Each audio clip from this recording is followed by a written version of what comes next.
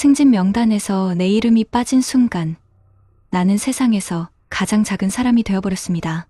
여러분, 혹시 이런 경험 있으신가요? 밤낮 없이 일했는데도 승진해서 이름이 빠져 있을 때 그 허탈함과 분노 남들이 박수받는 순간 나는 왜 뒤처진 걸까 하는 씁쓸한 말입니다. 최근 대한민국 직장인 조사에서도 50대 남성의 절반 이상이 공든 노력이 인정받지 못했다는 좌절을 겪었다고 합니다. 그런데 이 문제는 단순히 직장에서의 실패가 아니라 가족의 삶과 자존감까지 흔들리게 만듭니다. 특히 우리 세대 40대, 50대, 60대에게 승진, 실패는 단순한 일이 아닙니다. 곧장 해고의 불안, 경제적 압박, 그리고 건강마저 위협하는 무거운 그림자로 다가오기 때문이죠.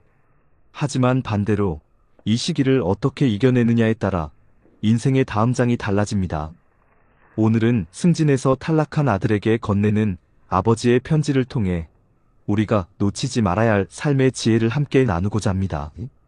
끝까지 함께 해주시면 지금의 상처를 새로운 출발점으로 바꾸는 길을 분명히 찾으실 수 있을 겁니다.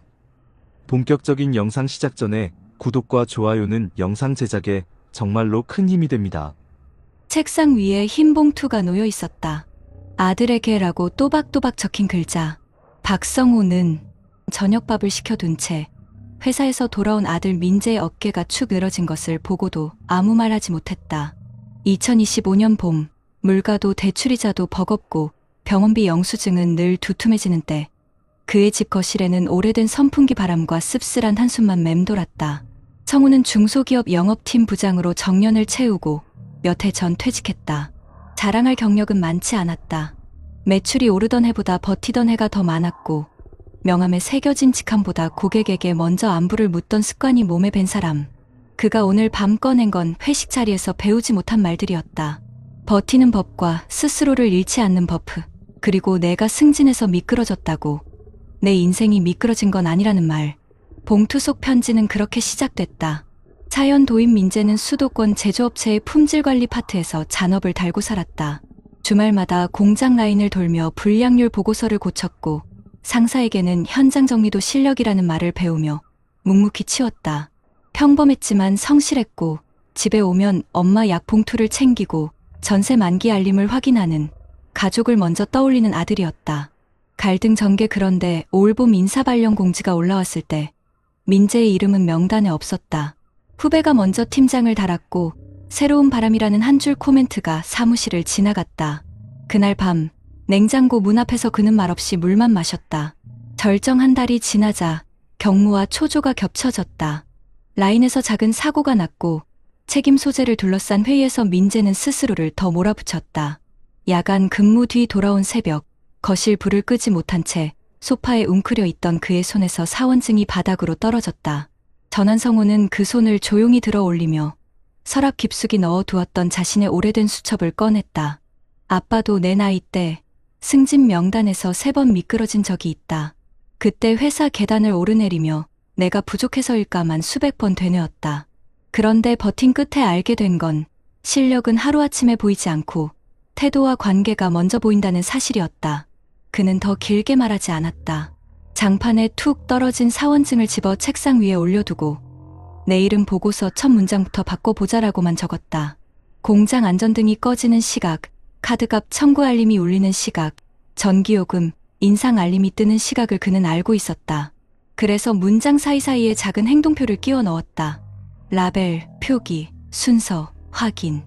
마음이 무너지기 전에 손부터 움직이게 하는 장치였다. 공감 유도. 마무리 남 얘기 같지 않다. 그치. 그래서 내가 편지를 썼다. 상징처럼 흰 봉투가 탁자 위에서 작은 숨을 쉬었다. 성우의 편지는 장황하지 않았다. 첫 장에는 돈 얘기가 없었다.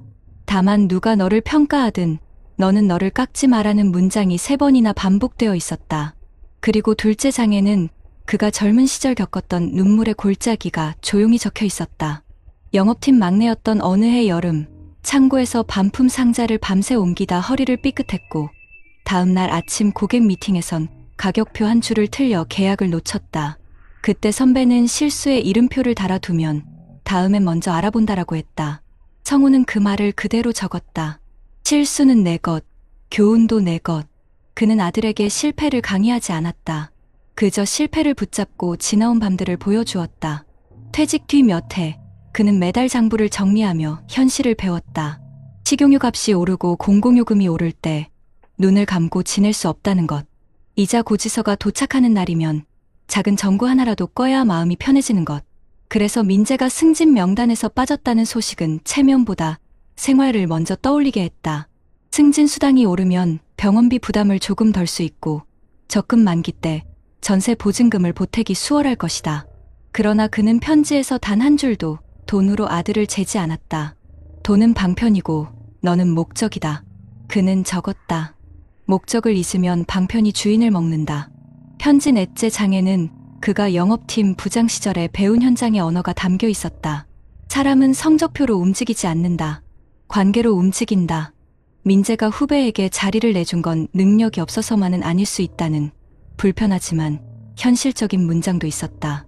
일은 숫자로 보이지만 기회는 사람의 입으로 온다. 그래서 그는 아들에게 3가지만 부탁했다. 첫째, 말 없는 인사를 그만둘 것. 둘째, 고쳐야 할 것을 먼저 고치고 고칠 수 없는 것은 묻어두는 순서를 배울 것. 셋째, 라인에서 사고가 나면 책임 대신 절차를 먼저 확인할 것.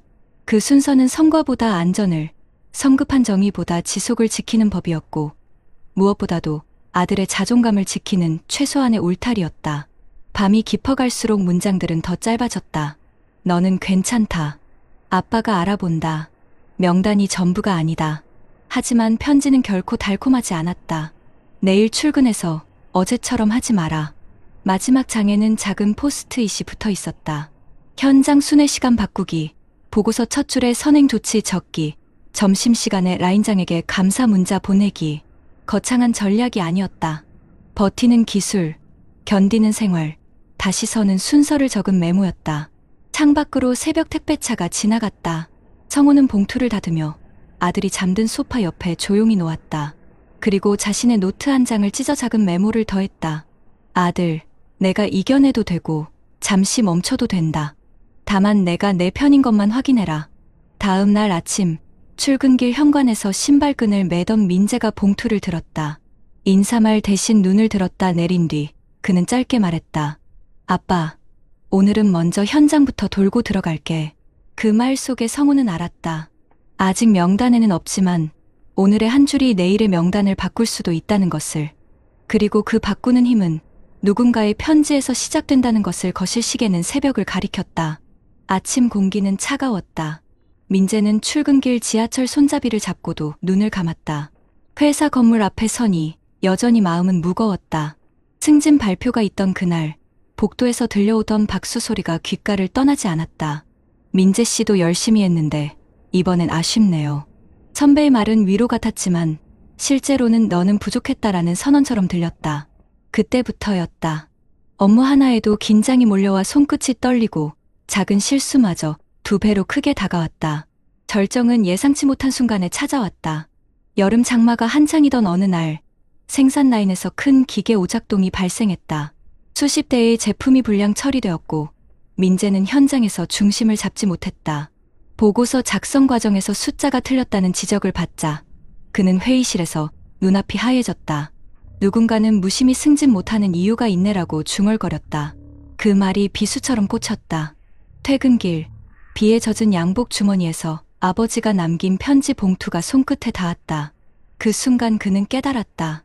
자신이 두려워하는 것은 승진 자체가 아니라 인정받지 못하는 존재로 남는다는 공포였다. 그날 밤, 민재는 편지를 다시 꺼내 읽었다. 돈은 방편이고 너는 목적이다. 그 한 줄이 낡은 전등불 아래서 또렷하게 보였다.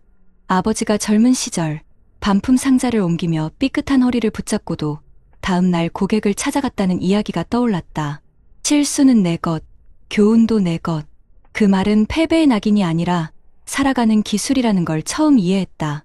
전환의 순간은 그 다음 주에 찾아왔다. 민재는 보고서를 제출하면서 첫 장에 작은 메모를 붙였다. 선행 조치 불량 원인 추적 완료, 예방 프로세스 보완 중. 이전에는 단순한 결과 보고서였지만 이번에는 과정과 개선을 담았다. 상사는 의외라는 듯 고개를 끄덕였다. 라인장에게는 점심시간에 짧은 감사 메시지를 보냈다. 어제 도움 주셔서 고맙습니다. 대단한 변화는 아니었지만 현장의 공기가 조금 달라졌다. 누군가 그에게 이번에는 잘했네라고 말했다. 그 짧은 문장이 그의 숨을 틔웠다. 그는 더 이상 승진 탈락을 끝으로 보지 않았다. 오히려 이 시간이 내 자존심을 다시 세우는 훈련이라고 받아들이기 시작했다. 아버지가 편지에서 적었던 말처럼 명단이 전부가 아니다라는 사실을 확인했기 때문이다. 물론 현실은 여전히 팍팍했다. 기름값은 오르고 회사 식당 밥값도 올랐다. 하지만 그는 작은 메모 습관을 이어갔다. 라벨, 표기, 순서, 확인. 눈앞에 일을 붙잡아 두는 그 습관이 하루를 버티는 힘이 되었다. 시간은 조금씩 민재의 편이 되어 주었다. 2달 뒤, 그는 작은 프로젝트의 책임자로 발탁되었다. 정식 승진은 아니었지만 동료들과 의견을 조율하고 보고서를 대표로 발표하는 자리는 그에게 새로운 자존감을 심어주었다. 발표를 마친 뒤 박수 속에서 그는 무심코 다시 아버지의 봉투를 떠올렸다. 그 안에는 여전히 같은 문장들이 있었다. 너는 괜찮다. 아빠가 알아본다. 이제 민재는 아버지의 편지를 단순한 위로가 아니라 하나의 지침으로 읽는다. 실패는 내 것이지만 교훈도 내 것이다. 그 말이 그를 일으켜 세운 것이다. 그리고 그 편지를 건넨 아버지 역시 정년 후 퇴직금을 생활비와 대출 상환으로 거의 다 써버리면서도 꺾이지 않고 하루하루를 살아낸 증인이었다. 중소기업 영업팀 부장으로 화려한 성과는 없었지만 끝까지 버티며 회사를 지킨 아버지의 인생이 그 편지 한 장에 고스란히 담겨 있었다. 여러분, 이 이야기가 남 얘기 같으신가요? 사실 지금도 수많은 직장인들이 같은 고민 속에 살아가고 있습니다. 승진 탈락은 곧장 해고나 퇴직으로 이어지지 않아도 마음속에서는 이미 내가 밀려났다는 절망을 낳습니다. 하지만 기억해야 합니다. 명단은 사람을 결정하지 않습니다. 우리가 붙잡아야 할 건 자존감이고 그 자존감은 작은 메모, 한 줄의 편지, 누군가의 짧은 격려 속에서 다시 살아납니다. 아버지가 아들에게 전한 편지는 결국 이렇게 말하고 있었습니다. 명단에서 빠져도 내 삶에서 빠지지 마라. 이 메시지는 우리 모두에게 필요한 말이 아닐까요? 여러분 어떠시나요? 위의 사례는 정말 비참하고 서글픈 인생 아닌가요? 하지만 지금부터 소개해드리는 사례는 정반대의 선택으로 행복한 노후를 보내고 있는 분을 소개해드리겠습니다. 경기도 안산에 살고 있는 김상호 씨, 올해 66살입니다. 상호 씨는 한 대기업 전자부품 회사에서 영업관리팀장으로 정년 퇴직을 했습니다. 특별히 눈에 띄는 성과가 있었던 건 아니었습니다. 늘 묵묵히 현장 직원들과 부딪히며 고객사와의 거래를 지켜내는 안전한 손 역할이었습니다. 젊은 시절 동료들 사이에서는 승진은 느리지만 안정적으로 간다는 말이 그의 별명이기도 했습니다. 퇴직을 앞두고 받은 퇴직금은 1억 5천만 원. 주변 동료들 가운데 일부는 이 돈으로 곧장 상가를 분양받거나 무리하게 음식점을 열었습니다. 하지만 상호 씨는 달랐습니다. 그는 회사에 다니던 시절부터 노후 대비를 조금씩 준비해왔습니다. 30대 중반부터 꾸준히 적립식 펀드를 들었고 40대 초반에는 연금저축에 가입했습니다. 월급에서 빠져나가는 돈이 많아 당장은 빠듯했지만 그는 눈앞의 넉넉함보다 먼 미래의 안정이 더 중요하다는 생각을 버리지 않았습니다. 그렇다고 그의 인생이 항상 안정적이었던 것은 아닙니다. IMF 외환위기 때 회사 전체가 구조조정 칼바람을 맞았습니다. 함께 입사했던 동기 2명이 명예퇴직을 택했고 그중 한 명은 퇴직금을 부동산 투자에 넣었다가 순식간에 날려버렸습니다. 그 모습을 본 상호 씨는 크게 충격을 받았습니다. 나도 언제든 잘릴 수 있다는 불안감이 뼛속 깊이 들어온 겁니다. 그날 이후 그는 생활 습관을 바꿨습니다. 불필요한 소비를 줄이고 아내와 함께 가계부를 꼼꼼히 적었습니다. 명절 때마다 무리하게 선물을 돌리던 것도 멈췄고 가족 외식도 한 달에 한 번으로 제한했습니다. 아이들 교육비가 가장 큰 부담이었지만 그는 빚내서 과한 사교육은 절대 하지 않는다는 원칙을 세웠습니다. 특히 50대 초반에 맞이한 건강 위기는 그에게 또 다른 전환점이었습니다. 야근과 출장으로 위험이 심해져 병원에 입원했을 때 그는 돈은 다시 벌 수 있어도 건강은 되돌릴 수 없다는 사실을 절실히 느꼈습니다. 퇴원 이후 그는 술자리를 줄이고 주말마다 아내와 함께 동네 공원을 걷기 시작했습니다. 그 작은 습관은 시간이 지나며 그의 체력을 지켜주는 기반이 되었습니다. 2018년 부동산 시장이 한창 뜨거웠을 때 주변 지인들은 상호 씨에게 권했습니다. 퇴직 전에 미리 상가 하나 사두는 게 최고야. 나중에 임대료 받으면 연금보다 낫지. 실제로 같은 부서 후배 한 명은 대출을 끌어다 작은 상가를 샀습니다.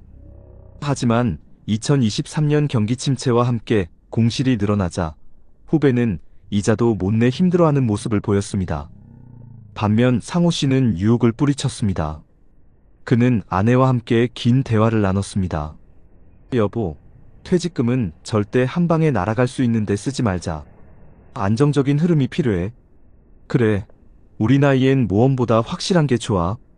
연금처럼 꾸준히 들어오는 게 있으면 마음이 편하지. 그는 결국 퇴직금을 안전자산과 연금 상품으로 나눠 넣었습니다. 일부는 은행 정기예금으로, 일부는 연금저축계좌에 추가 납입했습니다. 남은 돈은 생활비 비상금으로 두었습니다. 2025년 현재 물가는 꾸준히 오르고 있습니다.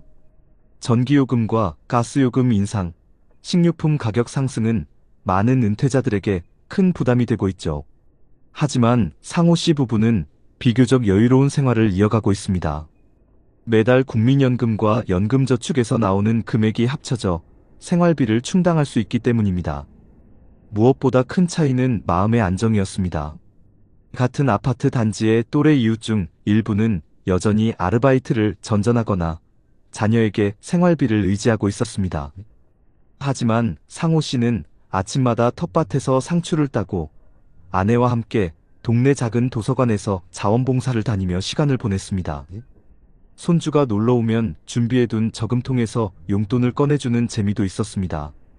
그는 종종 아내에게 이렇게 말하곤 합니다.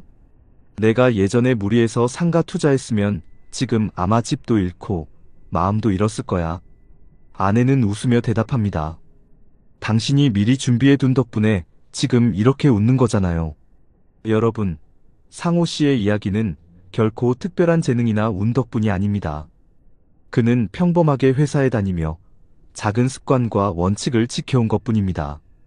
다만 중요한 순간에 무리한 선택을 하지 않았고 안정을 최우선으로 삼았습니다. 그래서 그의 노후는 두려움보다 평온이 많습니다. 이웃의 어려움에 귀 기울일 수 있고 손주에게 미소 지어줄 수 있으며 무엇보다 스스로에게 나는 준비된 삶을 살고 있다고 말할 수 있습니다. 하지만 상호 씨의 노후에도 위기가 없었던 것은 아닙니다. 2022년 겨울 아내가 갑작스럽게 당뇨 합병증으로 병원에 입원하게 되었습니다. 매달 들어가는 약값과 치료비가 생각보다 컸습니다. 당시 물가 상승으로 장바구니 물가가 치솟고 난방비 고지서는 예년에 2배 가까이 불어났습니다. 주변 친구들은 그에게 조언했습니다. 이럴 때는 가지고 있는 자산을 조금 풀어야지. 집을 담보로 대출받아서라도 병원비를 마련해야 한다니까. 다른 지인은 이렇게 말했습니다. 나 같으면 지금이라도 상가 하나 사서 임대 돌리지. 치료비는 임대료로 해결하면 되잖아. 순간 상호 씨도 흔들렸습니다.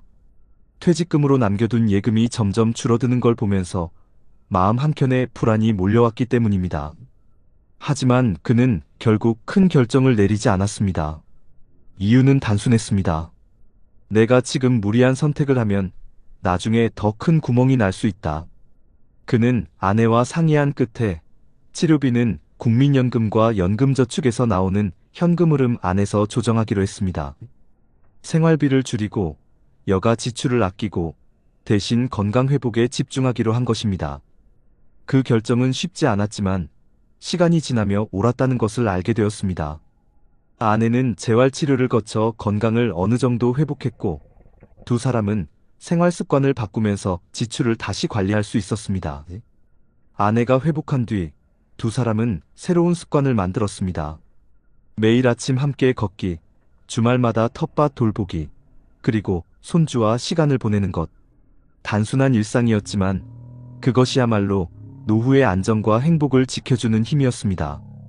2024년 정부에서 고령층 의료비 지원 정책을 확대하면서 상호 씨 부부는 매달 부담하던 약값 일부를 경감받을 수 있었습니다. 그 작은 변화가 큰 안도감을 주었습니다.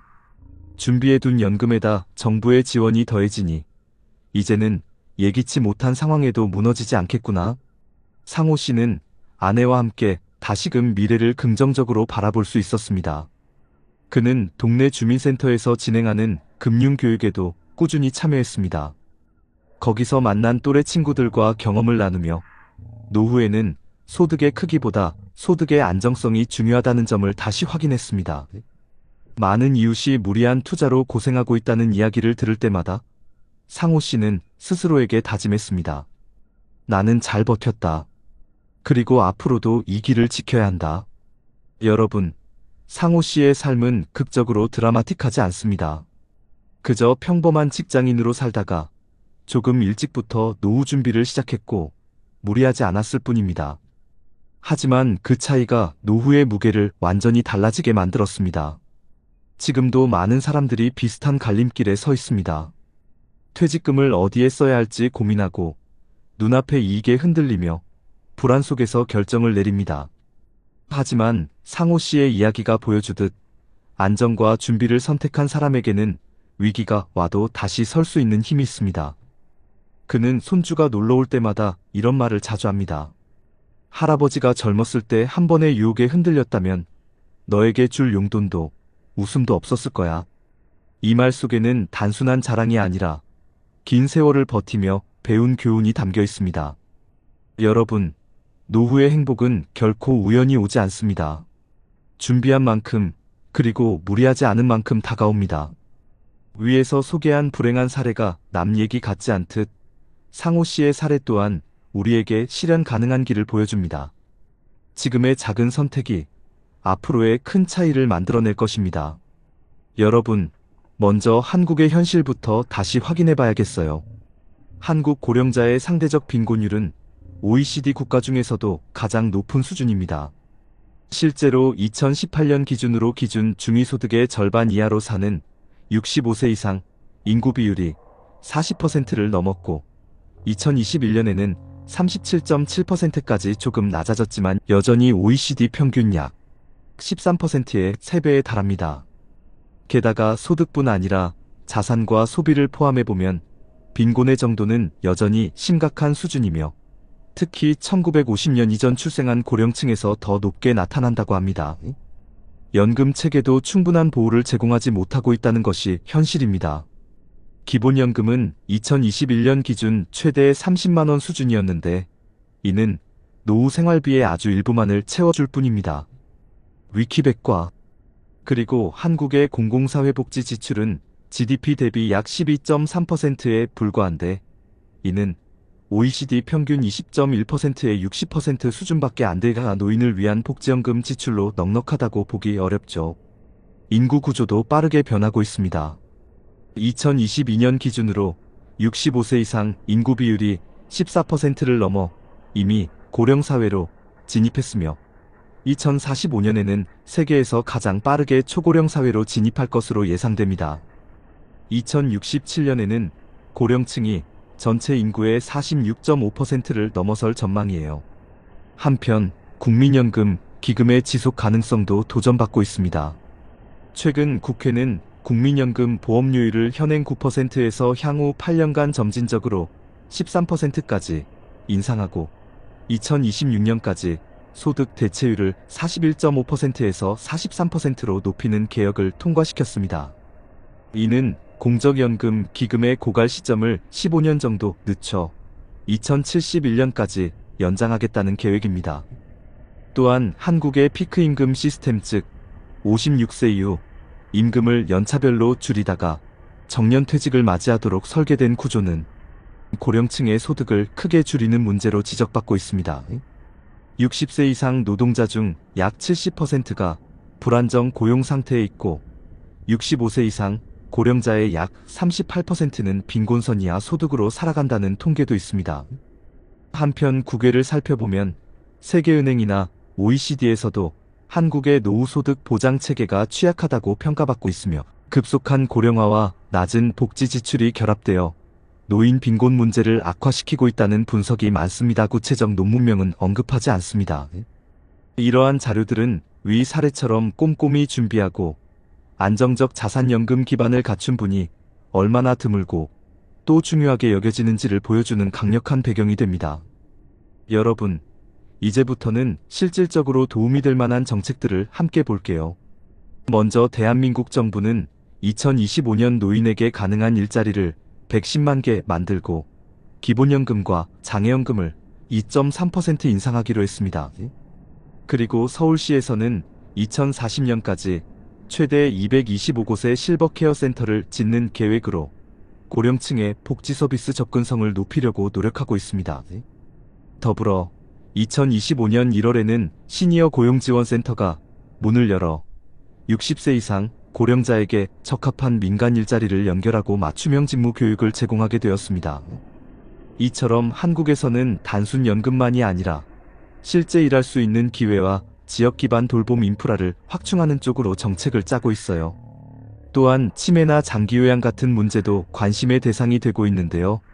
한국은 이미 장기요양보험 제도를 통해 65세 이상이나 만성질환자에게 요양 서비스를 제공하고 있으며 이를 통해 병원 의존을 줄이고 지역 중심 돌봄을 강화하려는 정책적 기반을 마련해놨습니다. 여기에 더해 최근에는 치매 돌봄 체계를 건강보험과 연계해 구축해 나가며 지역사회 내 안전망을 강화하고 있습니다. 해외 사례를 보면 일본은 2000년부터 노인 장기요양보험 제도록 마이너스 텀 케어 인슈런스를 도입해서 공라이프 케어부터 예방, 주거복지까지 지역 기반 통합 서비스를 제공해 왔습니다. 특히 2015년에는 고위험 대상 중심 방식에서 커뮤니티 기반 예방 중심으로 전략을 전환해 이코이노사로나 KUINO 설랑 같은 커뮤니티 공간을 활용하는 방식도 강화했죠. 또 일본은 후레아이 키프 FUREAI KIPPU라는 시간에 기반한 지역 통화 시스템을 통해 고령자를 돕는 행위에 일정 시간을 적립하고 그걸 나중에 본인이 돌봄이 필요할 때 사용하거나 가족에게 이전하는 상호부조 기반 프로그램도 도입했습니다.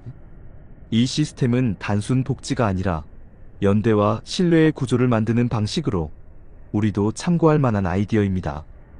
정리하자면 국내에서는 일자리 확대, 장기요양보험의 확대, 그리고 치매 지역 돌봄 연계 강화가 핵심입니다.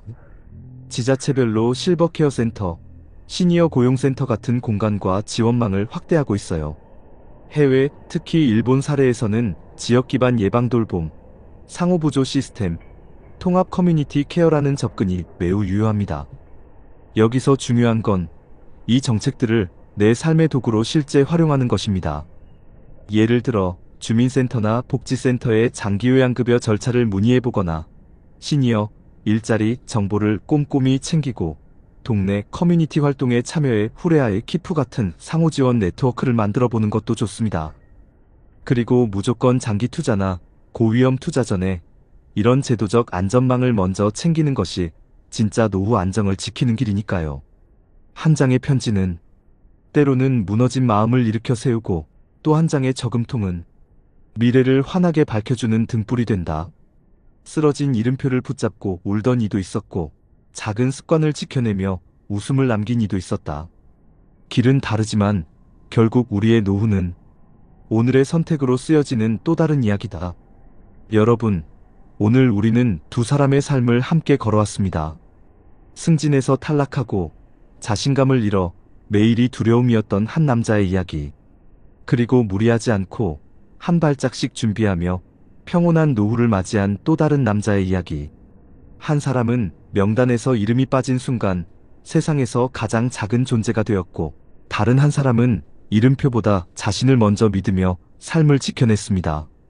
한 사람은 현실의 벽 앞에서 버티기조차 힘들어 눈물로 밤을 치새웠지만 다른 한 사람은 작은 습관과 원칙을 지켜내며 손주에게 미소를 건넬 수 있었습니다. 여러분, 우리의 인생은 이 두 길 어디쯤에 놓여 있지 않을까요? 누구도 실패를 피할 수 없고 누구도 불안을 모른 척할 수는 없습니다. 하지만 어떤 태도로, 어떤 준비로 그 시간을 버티고 지나가느냐에 따라 우리의 내일은 전혀 다른 얼굴을 하고 다가옵니다. 오늘도 대한민국의 수많은 50대, 60대, 70대들이 같은 고민 속에 살아갑니다. 내일을 위해 지금 무엇을 해야 할까? 이 불안한 시대에 나도 행복한 노후를 맞을 수 있을까? 여러분, 답은 거창하지 않습니다. 버티는 힘, 스스로를 믿는 자존감, 그리고 작은 준비가 바로 해답입니다. 편지를 남긴 아버지가 아들에게 말했듯 명단에서 빠져도 인생에서 빠지지 마라. 그리고 평생 검소함과 원칙을 지켜온 또 다른 남자가 말하듯 돈은 방편이고 내가 목적이다. 이 두 문장은 우리가 지금부터 붙잡아야 할 지혜가 아닐까요? 여러분, 이제 우리의 선택이 중요합니다. 눈앞의 유혹과 불안에 흔들려 후회로 가득한 노후를 맞을 것인지, 아니면 지금부터라도 작은 준비를 이어가며 당당하고 따뜻한 노후를 만들어갈 것인지, 우리는 여전히 선택할 수 있습니다. 그리고 그 선택은 멀리 있는 것이 아니라 내일 아침을 어떻게 시작할지, 오늘 하루를 어떤 마음으로 마무리할지에 달려 있습니다. 마지막으로 여러분께 이런 말씀을 드리고 싶습니다. 행복한 노후는 어느 날 갑자기 주어지지 않는다. 매일의 습관과 작은 다짐이 모여 마침내 나와 가족을 웃게 만드는 가장 큰 선물이 된다. 오늘 제가 전해드린 두 사람의 이야기가 여러분의 내일을 다시 바라보게 하는 거울이 되었기를 바랍니다. 여러분, 우리의 인생은 아직 끝나지 않았습니다. 그리고 지금 이 순간, 우리의 선택이 사랑하는 가족과 나 자신에게 가장 큰 희망이 될 수 있습니다. 여러분, 이제는 우리의 차례입니다. 오늘 이 영상을 보신 여러분의 작은 실천 하나가 내일의 눈물을 웃음으로 바꿀 수 있습니다. 지금 이 순간, 나 자신을 믿고 준비하고 다시 걸어가 봅시다. 그 길 끝에서 분명 우리는 더 따뜻하고 빛나는 노후를 만날 수 있을 겁니다. 55세에 24억을 투자했던 남자, 지금은 단칸방에서 혼자 컵라면을 먹고 있습니다. 가족도 집도 회사도 모두 잃었죠. 단 한 번의 투자 결정 때문에요.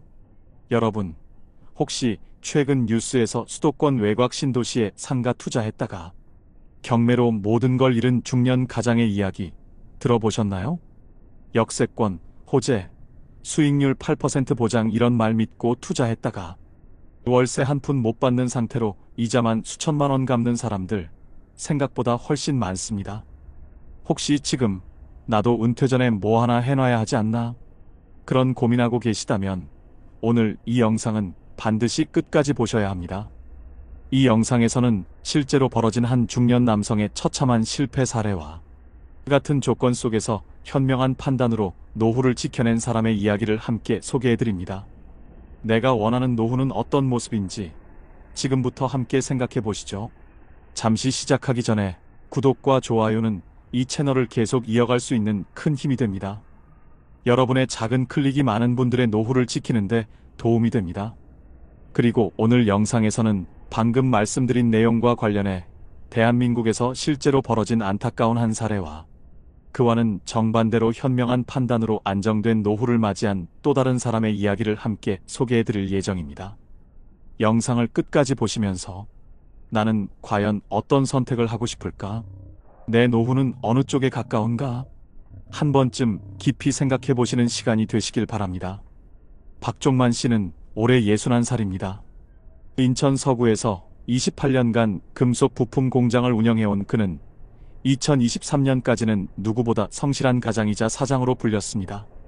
두 아들을 대학까지 보내고 외벌이로도 월급 밀린 직원 없이 회사를 지켜온 사람입니다.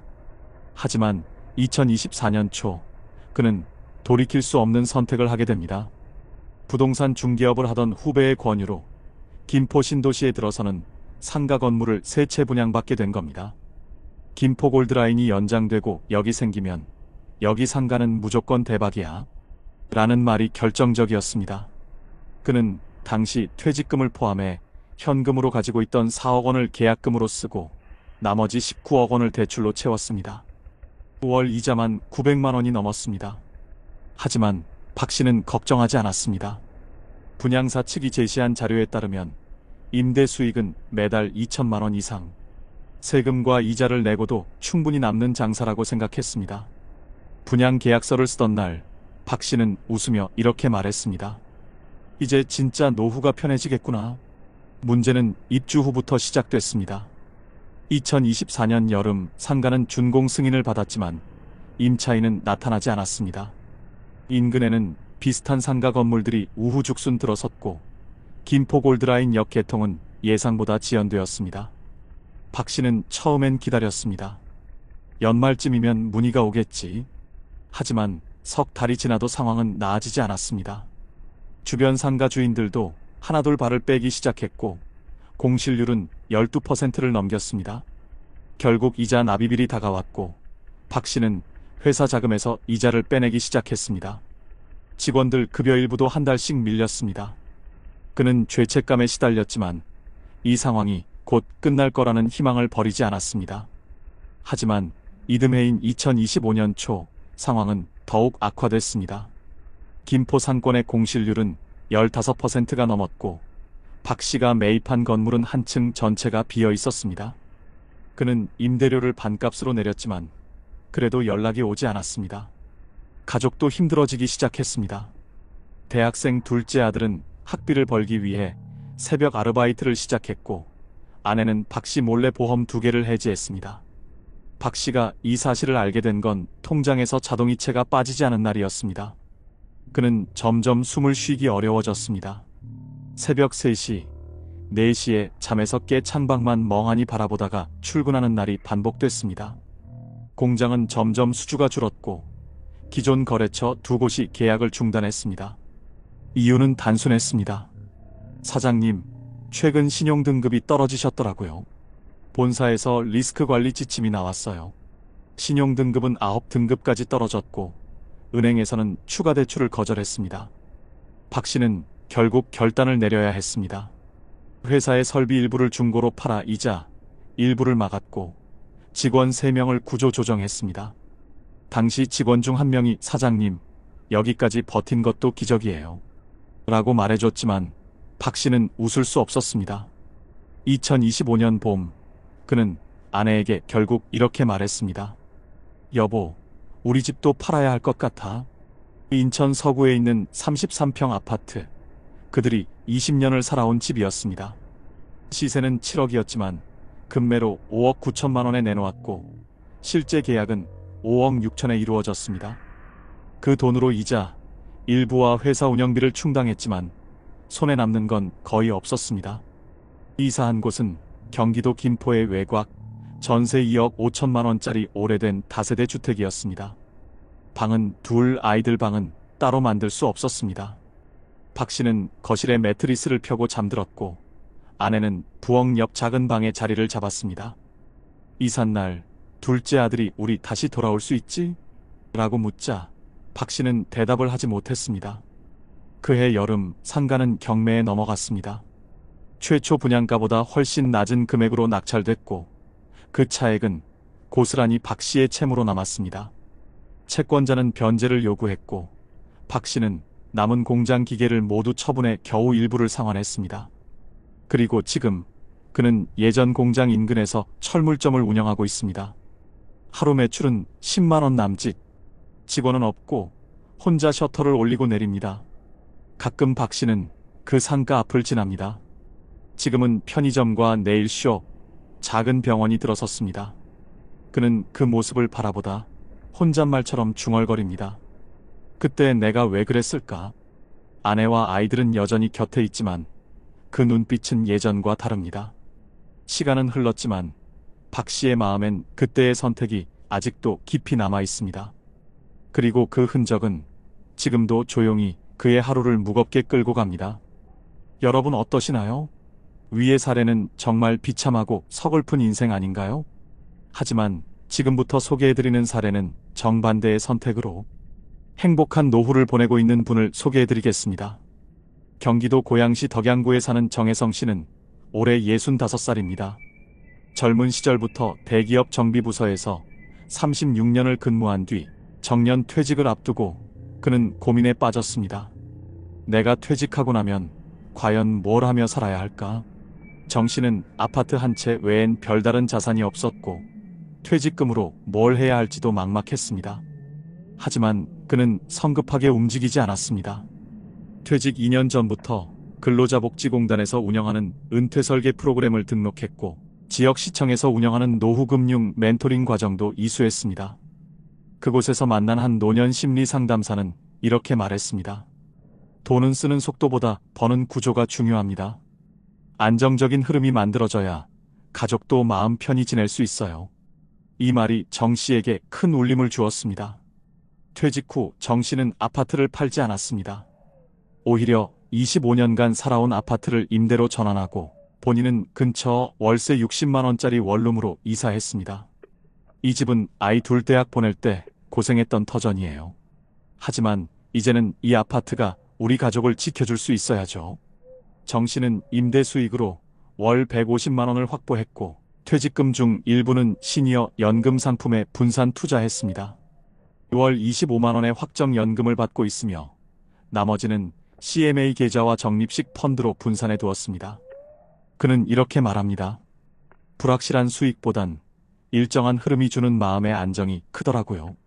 하지만 이보다 더 놀라운 건 그의 생활비 구조입니다. 정 씨는 현재 월 지출이 약 120만 원입니다. 원룸 월세, 공과금, 식비, 취미활동비까지 포함된 수치입니다. 그는 절대 절약만 하며 사는 게 아닙니다.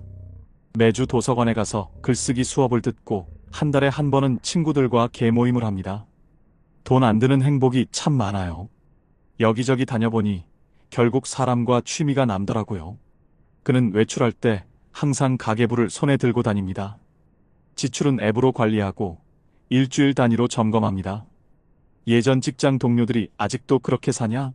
고 웃지만 정 씨는 그게 삶을 지키는 최소한의 장치라고 말합니다.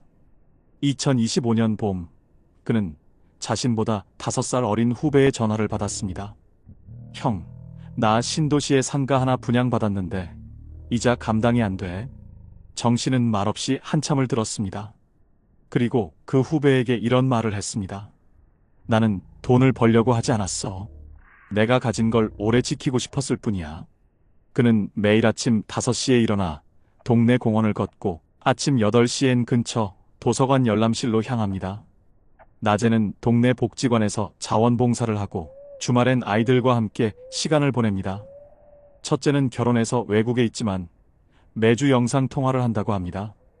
둘째는 결혼 준비 중인데 아버지처럼 살고 싶다고 말합니다. 정 씨는 현재 노후 만족도 조사에서 상위 1%에 해당합니다. 지자체에서 운영하는 성공적인 노후 사례 공유회에도 패널로 참여했고 그의 일상은 지역신문에 소개되기도 했습니다. 무엇보다 그는 노후에 가장 중요한 건 소득 흐름, 건강, 관계라고 말합니다. 이 세 가지 중 어느 하나라도 놓치지 않기 위해 투자 대신 구조, 소비 대신 기록, 관계 대신 실천을 택했습니다. 그는 지금도 매달 노인복지센터의 상담 프로그램을 후원하고 있고 퇴직 후 5년이 지난 지금 이렇게 말합니다. 욕심을 줄였더니 관계가 남더군요. 소비를 줄였더니 시간이 생기더군요.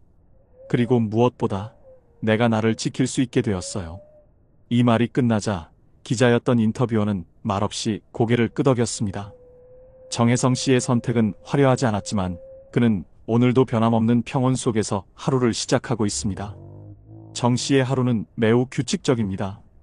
오전엔 걷기, 독서, 상담센터에서 자원봉사, 오후엔 집 근처 복지관에서 글쓰기 교실을 지도하고 저녁엔 본인이 작성한 가계부를 점검합니다. 그는 매달 첫째 주 토요일이면 꼭 지출 없는 하루를 실천합니다. 소비가 없던 날 오히려 삶이 가볍더군요. 그가 웃으며 한 말입니다. 정 씨는 퇴직 이후 가장 잘한 결정이 무엇이냐는 질문에 이렇게 답합니다. 상가도 주식도 코인도 손대지 않은 것. 그리고 사람들과의 관계를 정리하지 않은 것. 그가 말한 사람들과의 관계에는 특별한 의미가 담겨 있습니다. 퇴직 직후 우울감이 몰려왔을 때 구청 노인복지센터에서 자신보다 어려운 사람에게 시간을 나누라는 강의를 들은 적이 있습니다. 그 후 매주 수요일엔 시각장애인 낭독 봉사, 금요일엔 복지관 급식 자원봉사에 참여해 왔습니다. 그곳에서 그는 진짜 노후가 무엇인지 알게 됐다고 말합니다. 나를 불러주는 사람이 있고 내가 갈 곳이 있다는 것. 이게 돈보다 귀한 자산이에요. 물론 불안한 날도 없었던 건 아닙니다.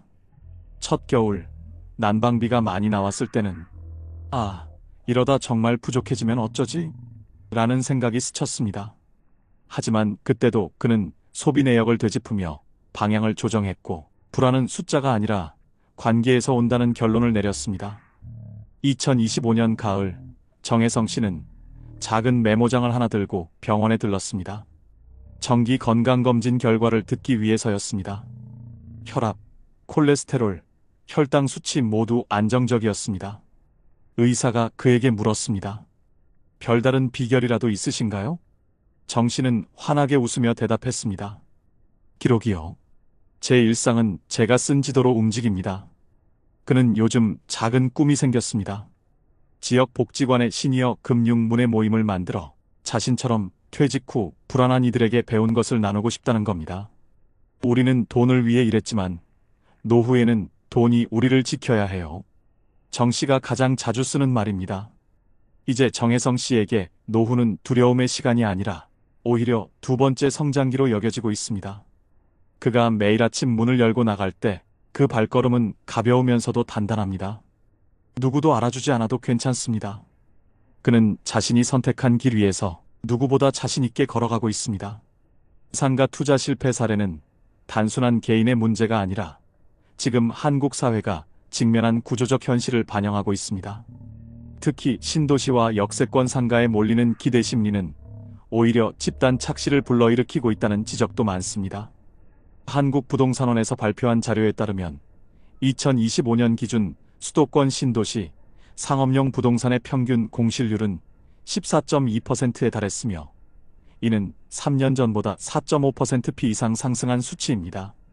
특히 지하철역 반경 500m 이내, 이른바 역세권 상가의 경우에도 공실률이 평균 11%를 넘겼고 경기 북부권 신도시에서는 이 수치가 17%까지 치솟은 지역도 있었습니다. 이러한 문제의 가장 큰 원인 중 하나로는 선분양 후수요 구조가 꼽힙니다. 신도시 개발 과정에서 공급이 먼저 이뤄지고 실제 상권이 형성되기까지 시간이 상당히 소요되는데 투자자들은 역 개통 시점과 입주민 증가만을 보고 너무 앞서 나간다는 분석입니다. 특히 임대 수익률을 과도하게 부풀려 분양하는 방식이 여전히 존재하며 이에 따라 수익 실현이 되지 않을 경우 높은 레버리지 구조는 즉각적인 위험 요소로 작용하게 됩니다. 해외에서도 이와 유사한 현상은 발견됩니다. 미국 상업부동산연구협회의 2023년 보고서에 따르면 개발 초기의 상업용 부동산 투자 실패율은 전체 상가 투자 중 약 36%에 달했으며 그 중 65% 이상은 과잉 공급과 수요 예측 실패가 원인이었습니다. 또한 일본의 경우 수도권 외곽 상업지구에서 발생한 상가 공실률 상승으로 인해 신중한 자산 설계 가이드라인을 정부 차원에서 마련한 바 있으며 노년층에 대해서는 일정 금액 이상의 투자에는 의무적인 금융교육 이수제를 도입하기도 했습니다.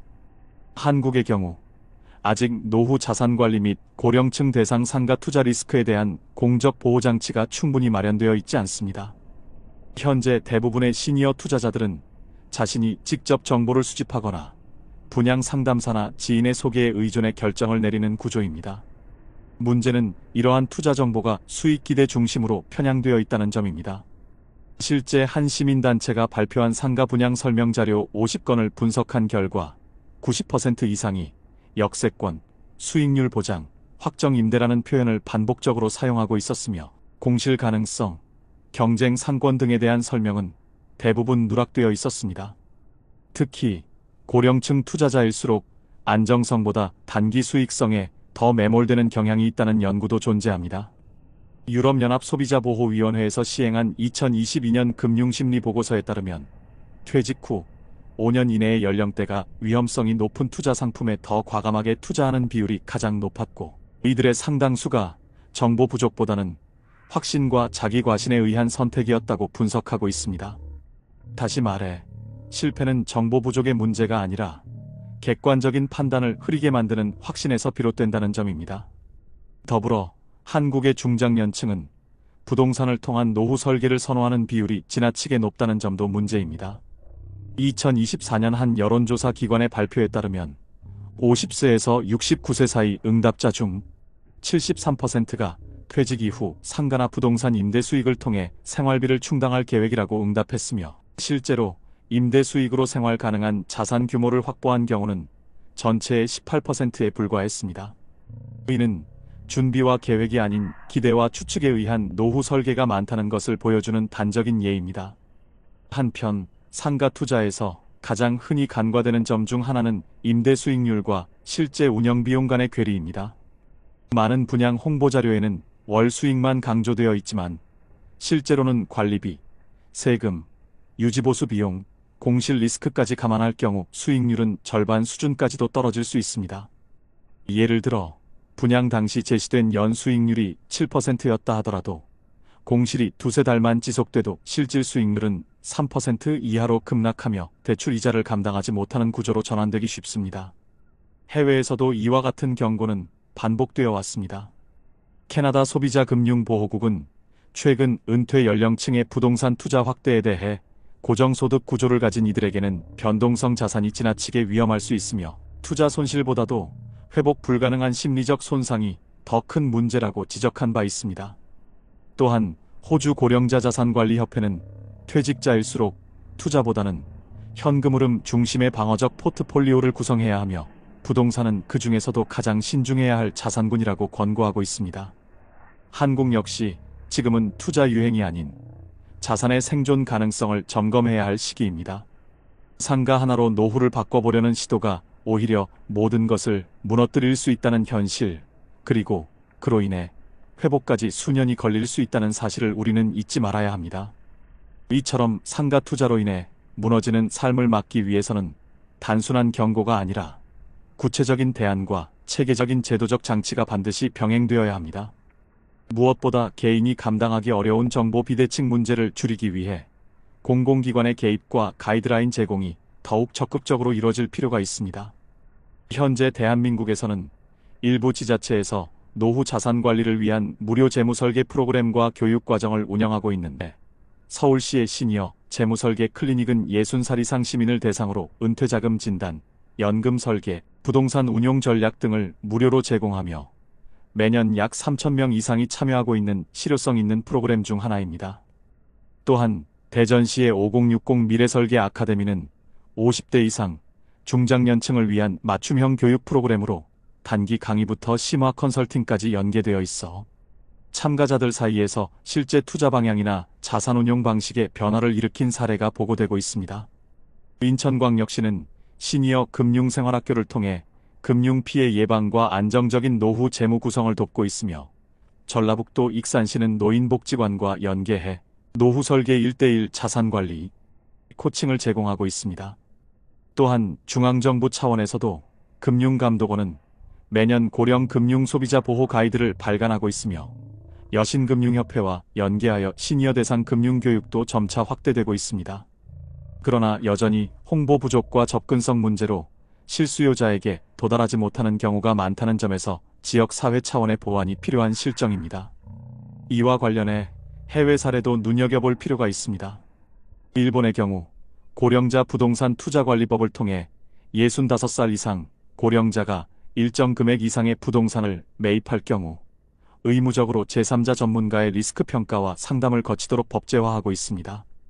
이 제도는 부동산 사기 피해를 줄이는 동시에 투자자의 심리적 결정에 제동을 걸 수 있도록 돕는 역할을 하고 있습니다.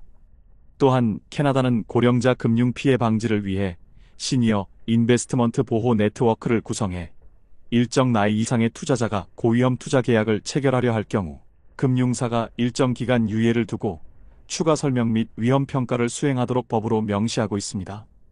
우리나라도 고령층의 경제적 자립과 금융 안전망 강화를 위해 이러한 제도를 참고할 필요가 있습니다. 특히 상가 투자를 포함한 부동산 투자 시 금융기관이 고령자의 연령, 소득 구조, 기존 부채 수준 등을 고려한 사전 상담과 적정성 평가를 의무화하는 제도는 시급히 도입될 필요가 있습니다. 더불어 자녀나 가족 간에 이루어지는 투자 권유나 동참에 대해서도 정서적 의존 관계를 악용한 구조로 이어지지 않도록 윤리 가이드라인을 마련해야 합니다.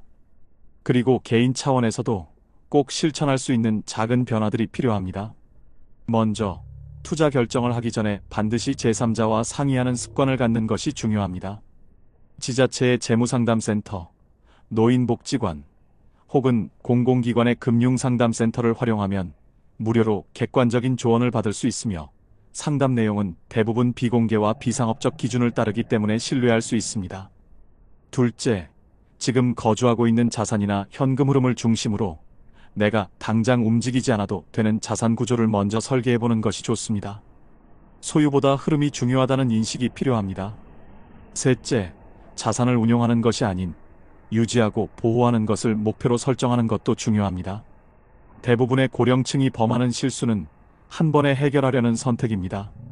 그러나 노후는 길고 소비는 계속되기 때문에 지속 가능한 작은 수입 흐름이 훨씬 더 강력한 보호막이 될 수 있습니다. 특히 수도권이 아닌 지방 소도시나 농촌 지역의 경우 고령층이 정보 접근에서 더 큰 어려움을 겪고 있다는 점도 간과해서는 안 됩니다. 대부분의 공공금융교육이나 재무설계 프로그램이 대도시 중심으로 이뤄지고 있고 디지털 환경에 익숙하지 않은 세대일수록 신청 절차나 정보 수집에서 소외되기 쉽습니다. 이에 따라 지역 복지관이나 주민센터 차원에 찾아가는 금융상담, 이동상담버스, 노인 전용 금융간호사 제도 같은 커뮤니티 기반의 맞춤형 프로그램 도입이 절실하다는 지적도 나옵니다.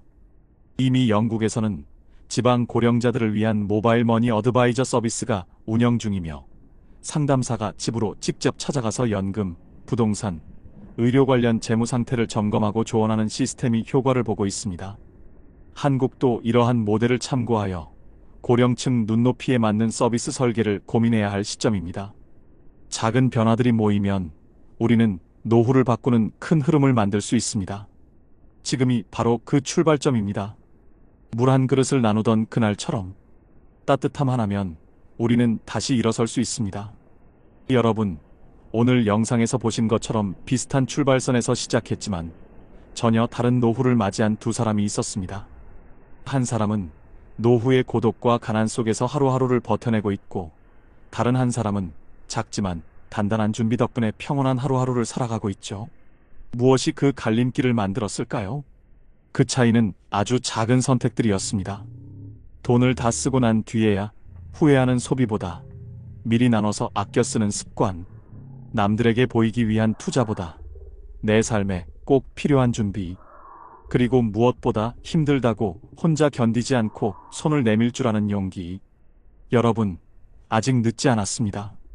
당장은 어렵고 막막해 보여도 지금 이 순간부터라도 내 노후는 내가 책임진다는 마음으로 작게라도 실천한다면 우리 앞의 내일은 바뀔 수 있습니다. 서울의 한 지자체에서는 어르신 일자리 지원센터를 통해 하루 2시간에서 3시간 무리되지 않는 범위에서 어르신들이 일하며 용돈을 벌 수 있도록 돕고 있습니다. 어떤 구는 무료 식사 제공뿐 아니라 문화 강좌까지 연계해 단절된 사회와 다시 이어질 수 있는 기회를 주고 있고요. 실제로 그런 프로그램에 참여한 어르신들은 사람 소리 듣는 게 오랜만이다. 이제야 진짜 내 자리를 찾은 것 같다고 눈물로 말합니다. 또한 일본에서는 고령층의 빈곤 문제를 해결하기 위해 지역 통합 돌봄 제도를 국가 차원에서 운영하고 있습니다. 의료, 요양, 주거, 생활 지원까지 한 곳에서 연계해주는 시스템으로 혼자 남겨진 어르신들의 삶을 안전망으로 지켜주는 것이죠. 미국에서도 저소득 은퇴자를 위한 HUD 공공임대주택이 실질적인 보호 역할을 하고 있습니다. 이처럼 우리 사회도, 그리고 우리 자신도 조금만 더 관심을 가지면 따뜻한 노후를 준비할 수 있습니다. 지금 이 영상을 보고 계신 여러분께 말씀드립니다. 우리가 걸어온 길은 참으로 치열하고 고된 길이었습니다. 하지만 남은 시간은 조금 더 따뜻하고 평화롭고 웃음이 있는 시간이길 바랍니다. 그것을 만들 수 있는 힘은 다름 아닌 여러분 자신에게 있습니다. 우리 그렇게 마지막까지 품위 있게 살아보지 않으시겠어요? 지금 여러분의 노후를 바꿀 작은 한 걸음을 시작해보세요. 그리고 저희 채널과 함께 끝까지 손잡고 걸어가요. 고맙습니다. 요즘 경험비 때문에 밤잠을 설치시나요? 연금은 줄어드는데 물가는 치솟고 자녀들 뒷바라지 하느라 노후 자금이 바닥나진 않으셨나요? 저는 올해 68살 전직 간호사 김영숙입니다. 30년간 성실히 일해서 강남 아파트도 있었는데 지금은 어떻게 살고 있는지 아세요? 월세 80만 원짜리 원룸에서 하루하루 버티고 있습니다. 저는 집 2채를 가진 성공한 투자자였는데 어떻게 이렇게 됐을까요? 동료가 신축 아파트 갭 투자로 돈 벌었다는 말 한마디에 현혹됐던 게 시작이었습니다. 15억짜리 아파트를 전세 10억에 대출 5억이면 내 돈 없이도 살 수 있다는 말이 그렇게 달콤하게 들렸는데 지금 생각하면 정말 어리석었죠. 처음엔 집값이 올라서 좋았지만 금리가 오르고 전세가가 떨어지면서 악몽이 시작됐습니다. 매달 대출이자 400만 원을 감당 못해서 결국 30년 살던 집까지 팔았는데 그것도 모자라서 지금은 신용불량자 직전입니다. 혹시 지금도 조금만 더 버티면 오를 거야 라고 생각하시나요? 제가 그 억울한 사연을 말씀드릴 테니 제발 끝까지 들어주세요. 올해 62살 김영숙입니다. 30년간 대학병원에서 간호사로 일했고 남편은 중견기업에서 부장으로 정년퇴직했죠. 우리에겐 강남 대치동에 30평 아파트가 있었습니다. 비록 지은 지 25년이 넘어 벽지가 갈라지고 보일러가 자주 고장났지만 그래도 대치동이라는 이름 하나만으로 든든했어요. 2023년 봄 은퇴를 앞두고 있던 저는 막막했습니다. 매달 들어오던 월급 450만 원이 끊긴다는 게 이렇게 무서울 줄은 몰랐거든요. 국민연금과 남편연금을 합쳐도 280만 원, 퇴직금은 1억 2천만 원이었지만 그것도 언젠가는 바닥날 텐데 병원 휴게실에서 커피를 마시던 어느 날 동료 박 간호사가 들뜬 표정으로 말했습니다. 선생님, 저 이번에 강북 신축 아파트 들어갔어요. 17억인데 전세 12억에 대치동 담보 대출 5억으로 해결했거든요. 벌써 시세가 18억이래요. 순간 귀가 번쩍 뜨였습니다. 내 돈 거의 안 들이고 집을 산다고요?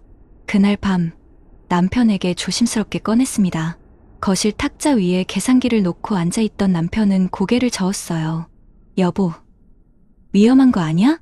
하지만 제 머릿속엔 이미 17억 마이너스 12억 마이너스 5억 0원이라는 계산이 맴돌고 있었습니다. 며칠 뒤 우리는 부동산 중개업소를 찾았습니다. 50대 초반의 중개사는 자신만만하게 말했죠. 사모님, 강북 신축은 앞으로 최소 25억까지 갑니다. 지금이 기회예요. 계약서에 도장을 찍는 순간 손이 떨렸습니다.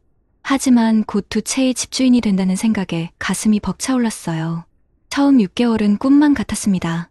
강북 아파트에 전세입자가 바로 들어왔고 대출이자는 전세금으로 충당됐죠. 무엇보다 시세가 계속 올랐습니다. 18억, 19억, 20억. 병원 동료들과 점심을 먹을 때면 자연스럽게 부동산 얘기가 나왔어요. 영숙 선생님은 정말 안목이 있으셔. 저도 따라 들어갈 걸. 그런 칭찬이 달콤했습니다. 마치 제가 투자의 귀재라도 된 것 같았어요. 하지만 2024년 여름 분위기가 달라지기 시작했습니다. 뉴스에선 연일 금리 인상 소식이 나왔고 전세 수요가 줄어든다는 기사가 쏟아졌죠. 처음엔 대수롭지 않게 여겼습니다. 설마 우리까지야. 그런데 대출이자가 월 200만 원에서 300만 원으로 뛰었습니다. 전세금 이자 수익으로는 턱없이 부족했어요. 더 큰 문제는 2024년 겨울에 터졌습니다. 전세 세입자가 전화를 걸어왔어요. 사모님, 저희 이번에 집을 사려고 합니다. 보증금 12억 돌려주세요. 머리가 하얘졌습니다. 부동산을 돌아다녀 봤지만 전세가는 이미 7억까지 떨어져 있었어요. 5억을 우리가 메워야 한다는 뜻이었죠. 남편이 창백한 얼굴로 물었습니다. 여보, 5억을 어디서 구해? 퇴직금은 이미 생활비로 많이 줄어들었고 예금은 3천만 원뿐. 당장 5억이라니. 중개사를 찾아갔더니 어깨를 으쓱하며 말했습니다. 요즘 시장이 이래요. 작년 같았으면 바로 맞췄을 텐데 불과 1년 전 25억은 기본이라던 바로 그 사람이었습니다. 그날 밤 대치동 집을 둘러봤습니다. 아이들 키 재던 문틀에 연필 자국, 명절마다 온 가족이 모이던 거실. 30년의 추억이 고스란히 배어 있었어요. 남편이 중얼거렸습니다. 대치동이라도 팔아야겠지. 가슴이 찢어지는 것 같았습니다. 하지만 다른 방법이 없었어요.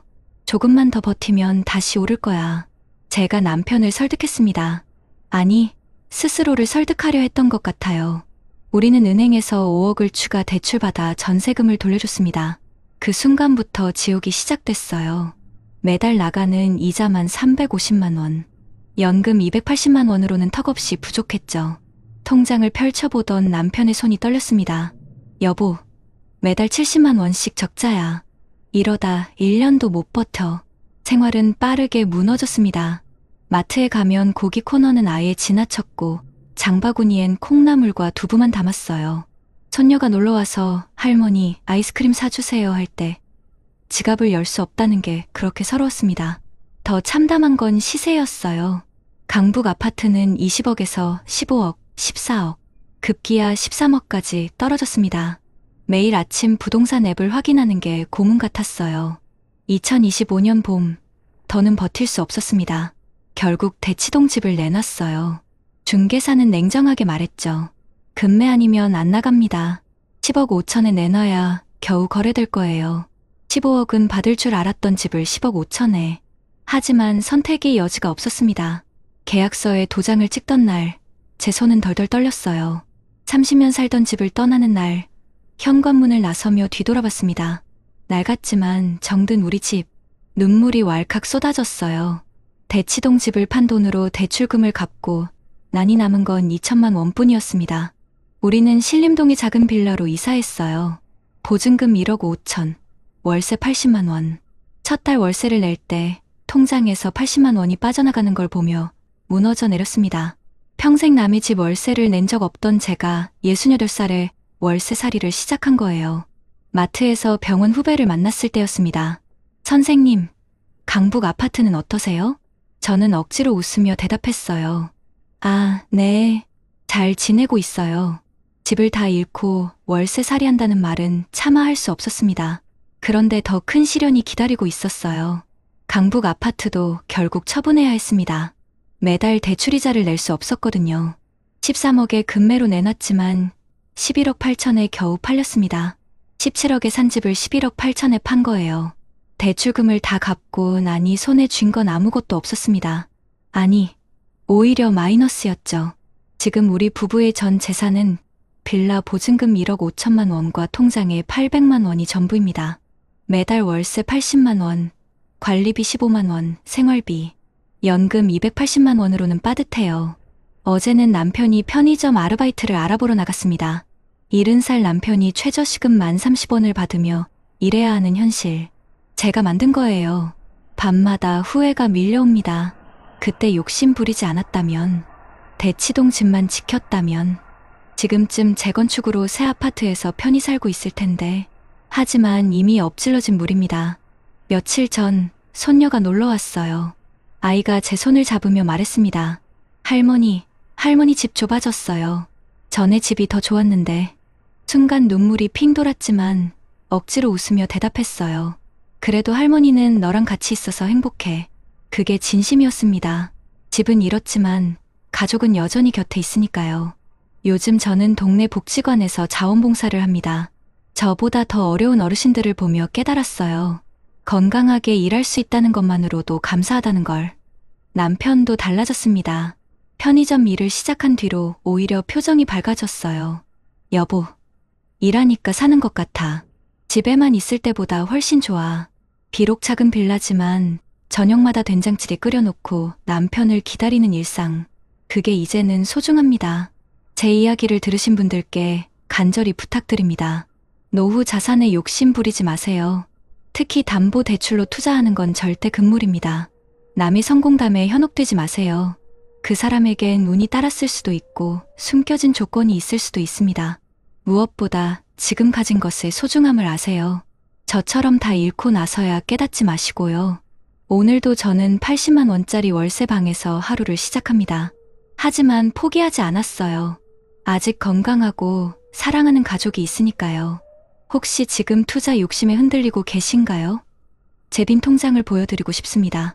욕심이 만든 빈 통장. 하지만 이제는 다시 채워나갈 겁니다. 천천히. 하지만 정직하게. 어떠시나요? 위의 사례는 정말 비참하고 서글픈 인생 아닌가요? 하지만 지금부터 소개해드리는 사례는 정반대의 선택으로 행복한 노후를 보내고 있는 분을 소개해드리겠습니다. 저는 올해 67살 박정희입니다. 30년간 초등학교 교사로 일했고 남편은 시청 공무원으로 정년퇴직했죠.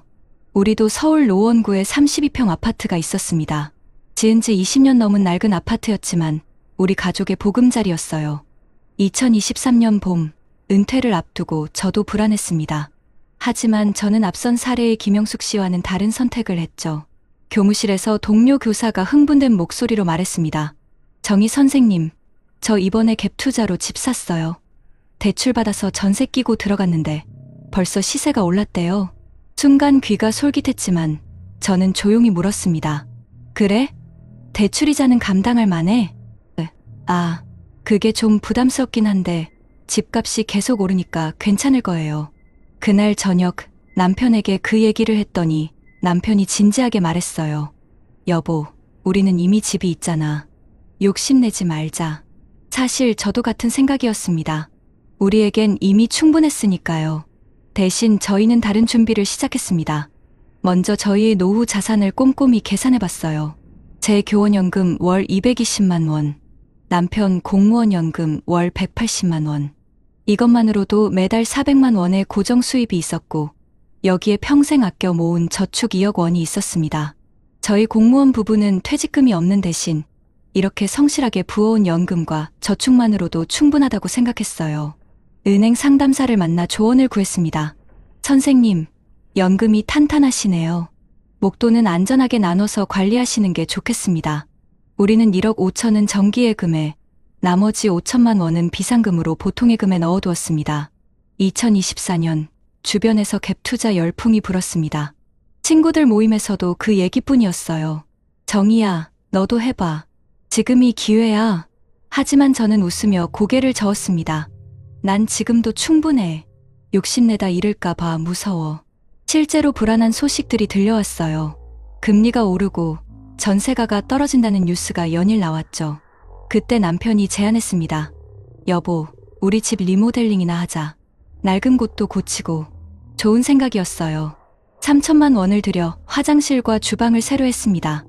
20년 만에 집이 새 집처럼 변했죠. 무엇보다 우리는 건강에 투자했습니다. 매년 종합검진을 받고 일주일에 3번씩 함께 등산을 다녔어요. 동네 수영장에도 등록했죠. 2025년 봄, 앞선 사례 같은 안타까운 소식이 들려왔습니다. 갭 투자 실패로 집을 잃었다는 이야기들. 친구가 전화로 울먹였어요. 정희야, 나 큰일 났어. 전세금 못 돌려줘서 집 팔아야 해. 가슴이 아팠지만 저희가 할 수 있는 건 위로뿐이었습니다. 지금 우리 부부의 일상은 이렇습니다. 아침 6시 남편과 함께 동네 산책로를 걷습니다. 7시에 집에 돌아와 제가 끓인 된장찌개로 아침을 먹죠. 오전엔 각자 취미 생활을 합니다. 저는 동네 도서관에서 그림책 읽어주기 봉사를, 남편은 노인정에서 컴퓨터를 가르쳐요. 점심은 집에서 간단히 먹고 오후엔 함께 문화센터 프로그램에 참여합니다. 요즘은 부부 요가를 배우고 있어요. 한 달에 한 번은 자녀들이 손주들을 데리고 옵니다. 용돈도 넉넉히 주고 맛있는 것도 실컷 먹입니다. 할머니, 할아버지 최고. 손주들의 이 한마디가 얼마나 행복한지 몰라요. 저희는 분기마다 작은 여행을 떠납니다. 지난 봄에는 경주로 벚꽃 구경을 다녀왔고 여름엔 강릉 바다에서 며칠 쉬다 왔어요. 비싼 호텔은 아니지만 깨끗한 민박집에서 남편과 도란도란 이야기 나누는 시간이 참 소중합니다. 여보, 우리 이렇게 살 수 있어서 정말 다행이지? 바다를 보며 남편이 제 손을 꼭 잡았습니다. 그 말 한마디에 모든 것이 담겨 있었어요. 물론 저희에게도 걱정거리는 있습니다. 2025년 들어 물가가 1.67%나 올랐다고 하니 장 보러 갈 때마다 한숨이 나올 때도 있어요. 하지만 월 400만 원의 연금은 든든한 버팀목이 되어줍니다. 아껴 쓰면 매달 50만 원 정도는 저축도 할 수 있어요. 어제는 갭 투자로 힘들어하는 친구를 만났습니다. 커피 한 잔 값도 부담스러워하는 친구를 보니 마음이 아파서 제가 밥을 샀습니다. 친구는 제게 말했어요. 정희야, 넌 그때 어떻게 그런 유혹을 이겨냈니? 정말 현명했어. 저는 그저 웃으며 말했습니다. 현명하긴 그냥 겁이 많았던 거지. 평생 성실하게 모은 돈을 한순간에 잃을까봐 무서웠어. 맞습니다. 저는 특별한 투자 안목이 있었던 게 아니에요. 그저 지키는 것의 중요성을 알았을 뿐입니다. 저희 집 통장은 돈만으로 채워져 있지 않습니다. 매일 아침 남편과 함께 걷는 산책길의 풍경, 도서관 아이들의 초롱초롱한 눈망울, 손주들의 웃음소리, 그리고 무엇보다 밤에 아무 걱정 없이 편히 잠들 수 있는 마음의 평안. 이것들이 제 통장을 가득 채우고 있습니다. 돈은 있다가도 없을 수 있지만 건강과 가족, 마음의 평안은 한번 잃으면 되찾기 어렵다는 걸 저는 압니다. 제 이야기를 들으시는 여러분께 감히 말씀드립니다. 노후는 불리는 시기가 아니라 지키는 시기입니다. 땀 흘려 모은 소중한 자산을 위험한 곳에 던지지 마세요. 남의 성공담이 내 것이 될 거라는 환상을 버리세요. 세상에 공짜는 없습니다. 달콤한 유혹 뒤에는 반드시 가시가 숨어 있습니다. 가장 중요한 것은 지금 당신 곁에 있는 것들입니다. 낡았지만 편안한 우리 집, 티격태격해도 늘 내 편인 배우자, 그리고 건강한 몸. 이것만큼 확실한 노후 자산은 없습니다. 오늘 저녁, 저희 부부는 새로 리모델링한 깨끗한 주방에서 함께 저녁을 준비할 겁니다. 남편은 찌개를 끓이고 저는 나물을 무치겠죠. 특별할 것 없는 평범한 일상이지만 저는 이 시간이 세상 무엇과도 바꿀 수 없이 행복합니다. 욕심을 버리니 비로소 보이는 것들. 저는 지금 제 삶에 진심으로 만족합니다. 부디 여러분도 저처럼 평온한 노후를 맞이하시길 바랍니다. 저희 부부는요, 주변에 누가 얼마를 벌었다더라 하는 뜬소문 대신에 차가운 숫자와 냉정한 현실을 먼저 들여다보기로 했습니다. 당장 서점에 가서 노후 재무 설계에 관한 책 몇 권을 사서 읽고 인터넷으로 신뢰할 만한 기관들의 자료들을 밤늦게까지 찾아봤죠. 그때 저희가 마주했던 현실은 달콤한 성공 신화와는 거리가 아주 멀었습니다. 우선 통계청에서 매년 발표하는 가계금융복지 조사를 보고 저희는 깜짝 놀랐습니다. 2024년 자료를 보니 우리나라 60대 이상 가구의 평균 부채가 무려 8천만 원에 육박하더군요. 평생 일해서 빚을 다 갚아도 시원찮을 나이에 오히려 많은 분들이 여전히 큰 빚을 지고 있다는 뜻이었죠. 더 무서웠던 건 소득 대비 부채 비율이 다른 연령층에 비해 결코 낮지 않다는 사실이었습니다. 은퇴로 소득은 끊겼는데 대출 원리금 상환 부담은 그대로 남아있는, 그야말로 소득 절벽에 서 있는 가구가 너무나도 많았던 겁니다. 이런 상황에서 집을 담보로 또 수억 원의 빚을 내는 건 외줄 위에 서서 일부러 눈을 가리는 것과 같다고 생각했어요. 한 저명한 경제연구소의 보고서에서는 당시 상황을 이렇게 진단하더군요. 금리 인상기에는 부동산과 같은 자산 가치의 변동성이 극도로 커지며 특히 레버리지, 즉 빚을 이용한 투자는 자산을 불리는 지렛대가 아니라 가계를 무너뜨리는 망치가 될 수 있다고요. 실제로 한국은행의 자료를 보면 기준금리가 단 1%만 올라도 가계가 추가로 부담해야 할 이자가 수십조 원에 달한다는 분석이 있었습니다. 월 400만 원의 연금으로 사는 저희에게 매달 수백만 원의 이자 폭탄은 감당할 수 없는 재앙이었습니다. 더 깊이 파고들다 보니 이건 단순히 경제만의 문제가 아니라는 걸 깨달았습니다. 해외의 유명한 행동경제학 연구들을 찾아보니 사람들이 왜 이런 위험한 투자에 빠지는지에 대한 설명이 있더군요. 노벨 경제학상을 받은 한 심리학자의 이론에 따르면 사람은 이익을 얻는 기쁨보다 손실을 보는 고통을 훨씬 더 크게 느낀다고 합니다. 이걸 손실 회피 성향이라고 부르더군요. 저희 같은 은퇴자에게 이 이론을 적용해보면 답은 명확했습니다. 투자를 통해 1억을 더 버는 기쁨보다 평생 모은 자산 1억을 잃는 고통이 정신적으로 몇 배는 더 파괴적이라는 거죠. 노후 자산은 한번 잃으면 다시 벌 기회조차 없으니까요. 그런데 왜 사람들은 투자를 할까요? 바로 군중심리 때문이었습니다. 주변 사람들이 모두 부동산으로 돈을 버는 것처럼 보이면 나만 뒤처지는 것 같은 불안감, 즉 포모에프오에모 현상을 느끼게 되고 결국 비이성적인 판단을 내리게 된다는 겁니다.